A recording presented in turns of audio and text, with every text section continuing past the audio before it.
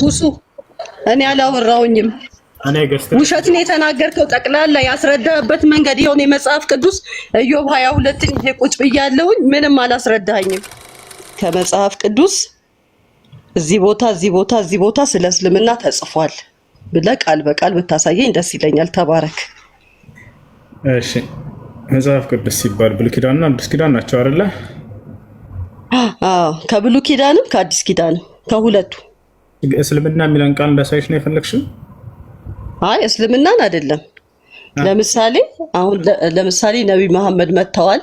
ስለ ነብዩ መሐመድ ስለ እስልምና አጀማመር አሁን ለምሳሌ እዚህ ጋር ቆይ ጥያቄ ነው በቅንነት ነው የምጠይቅህ ሁሱዬ ስለ ነብዩ መሐመድ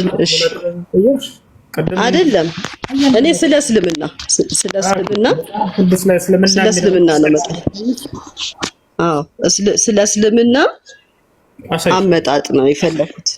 እሺ መጽሐፍ ቅዱስ ላይ ቃል በቃል እስልምና ወይንም ሙስሊም የሚለን ቃል ላሳይሽ።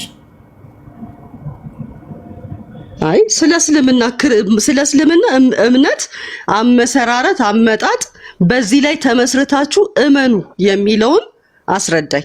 ሁላ ሳይሽ ነው አልኩኝ እኮ ቅድም ብላሽ መጽሐፍ ቅዱስ ላይ ያለ እያልኩ ብዙ ጊዜ ተናገራለሁ።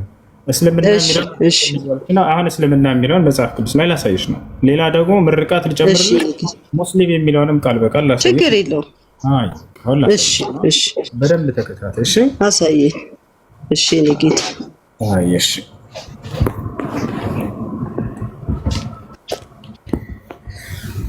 እስልምና የሚለውን ቃል መጽሐፍ ቅዱስ ላይ ላሳያችሁ ነው። ልጆች ተከታተሉ እሺ።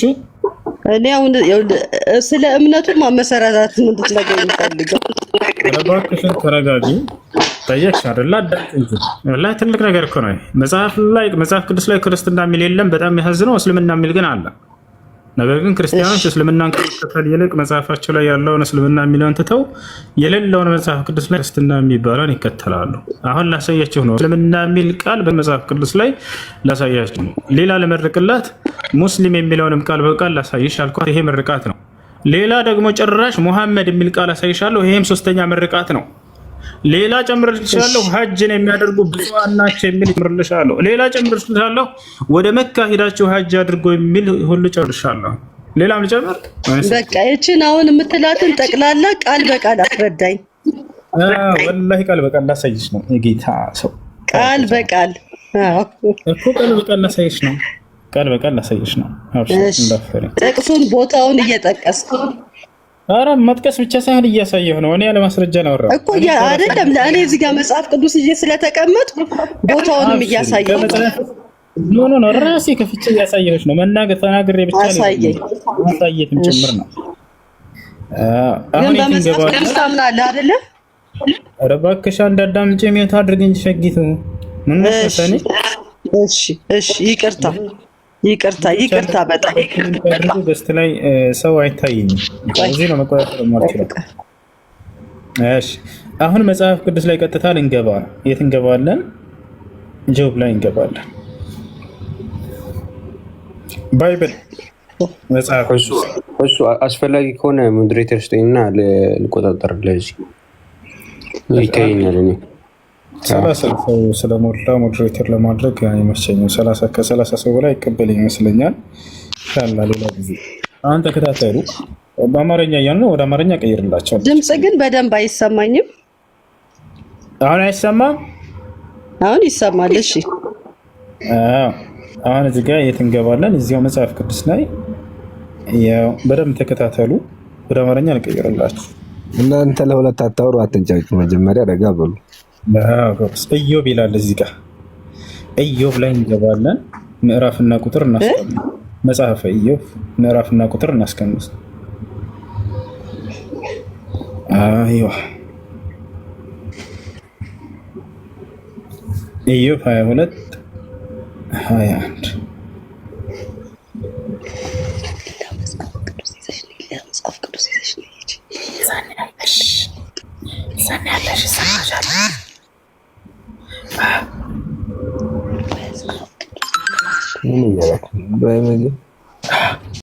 ያው እነዚህ ጋር መጽሐፈ ኢዮብ ምዕራፍ 22 ቁጥር 21 ላይ ገብተናል። ኔት አድርጉት ልጆች፣ ልጆች ሞት አድርጉት። አድሚኖች የላችሁም? ይረብሽ ድምፅ አለ አይደለ? ሞት አድርጓቸው ወይንም አውርዷቸው። ድምፅ አድሚን የለም። ያውና ኢዮብ 22:21 ይላል። እንግዲህ መጽሐፈ ኢዮብ ላይ ገብተናል። መጽሐፈ ኢዮብ ላይ ገብተናል።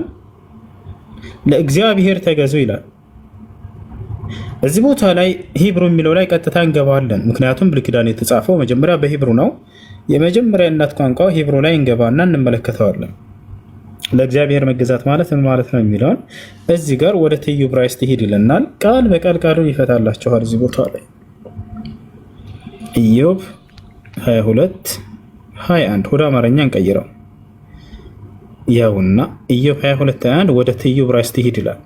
እዚህ ጋር ቃል በቃል ለእግዚአብሔር መገዛት ወይንም ለአንዱ አምላክ መገዛት ማለት ምን ማለት እንደሆነ እንመለከታለን። መቼም ነብያቶች ለአንዱ አምላክ ተገዙ እያሉ ታዘዋል። ይሄንንም አዘዋል ለህዝቦቻቸው። ያ አንዱን አምላክ መገዛት ማለት ምን ማለት ነው የሚለውን እዚህ ጋር ቃል በቃል ይፈታልና ለክርስቲያኖች ይህ መጽሐፍ ያን እንመልከታለን። እሺ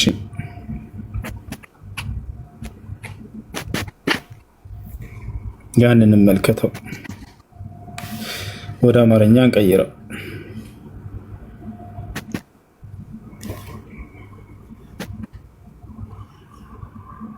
ወደ አማርኛ እንቀይረው። ኦኬ እዚህ ጋር ወረድንበን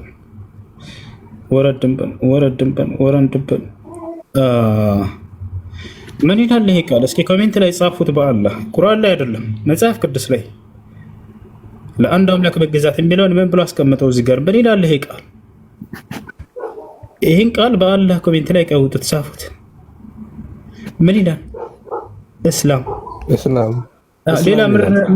ሌላ ምን ልመርቅልሽ ነበር ያልኳት ያ ጀማዓ። ይህን ቃል ኮሜንት ላይ ድገሙት። ምን ይላል ይሄ ቃል? ሙስሊም። ተመልከቱ። ለአንዱ አምላክ መገዛት ማለት ኢስላም ማለት እንደሆነ አስቀምጦታል። እዚህ ጋር ይታያችኋል። እስላም አይደለም የምታመጣው ሙሉ ለምን ተሳይ? መጽሐፍ ቅዱስ እኮ እንደሱ እኮ አይደለም ያመጣው እኮ ማብራሪያ እኮ ነው። ለዛውም ቆርጥ ነው ያሳየኸው። ምን ነበር ጥያቄው? ልጅቱ ደገመው ከነበርክ ምን ነበር ጥያቄዋ?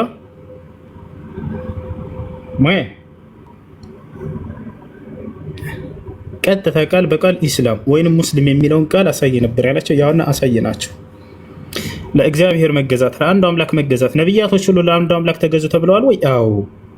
ያ ምን ማለት ነበር? ኢስላም ማለት ነበር። ያው ለእግዚአብሔር መገዛት ብሎ አስቀምጦታል። ኢስላም ካለ በኋላ እዚህ ጋር ኢስላም ካለ በኋላ ለእግዚአብሔር ለአንዱ አምላክ መገዛት። የሚገርማቸው ወደ አረብኛ በቀየሩት አልኹዱዕ ሊላህ ወልኢስቲስላሙ ሊላህ ይላል። ለአላህ ብቻ በብቸኝነት መገዛት ኢስላም ማለት ነው ብሎ አስቀምጦታል።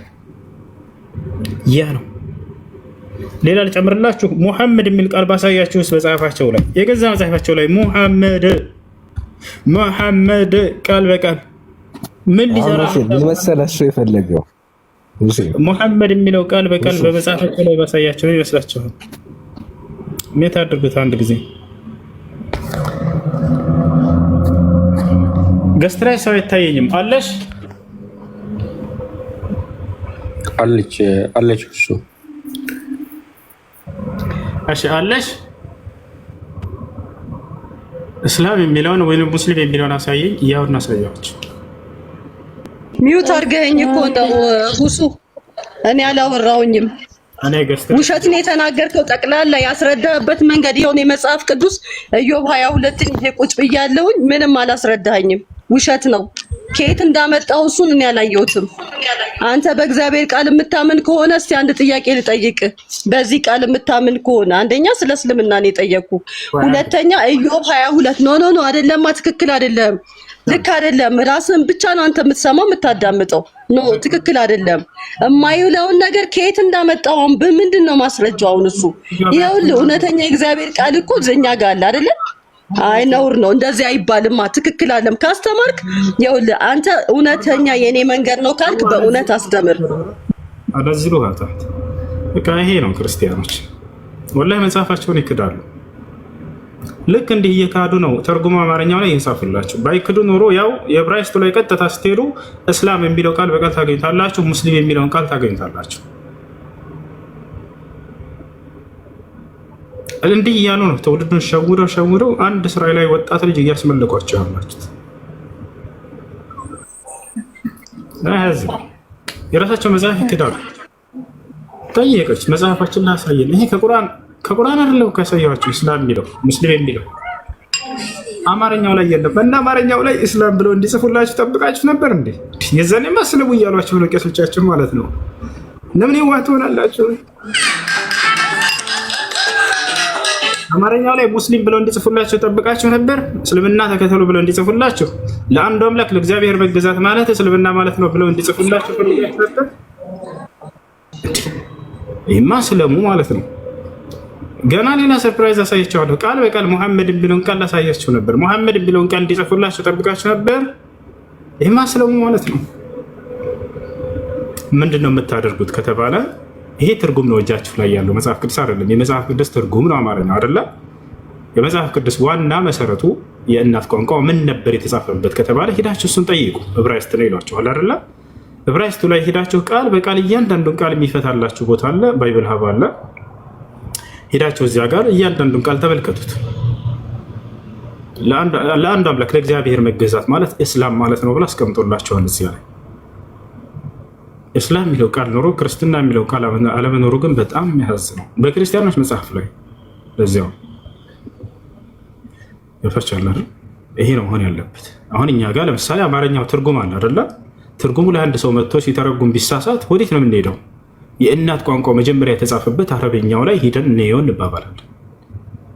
አሁን ልክ በዚህ መሰረት እናንተ ምን ታደርጋላችሁ? አማርኛው ላይ ይሄ ትርጉም ሊሳሳት ይችላል ሰው ገብታችኋል። ያን ጠብቁ። ሊሳሳት ይችላል ብላችሁ ነው መጀመሪያ የወረደበት ቋንቋ አማርኛ አይደለምና የወረደበት የተነገረበት ዕብራይስጥ ነው ብላችሁ ካመናችሁ ዕብራይስጡ ላይ ሄዳችሁ የእናት ቋንቋ ምን ይላል እያንዳንዱን ቃል ተፈቶ ተቀምጦላችኋል። እዚያ ጋር ሄዳችሁ ተመልከቱት። እስላም የሚል ቃል እዚያ ጋር ታገኛላችሁ። ሙስሊም የሚል ቃል ታገኛላችሁ። አስተውሉ። አይምሮ አላችሁ። እሺ ሌላ ጥያቄ ያለው አለ?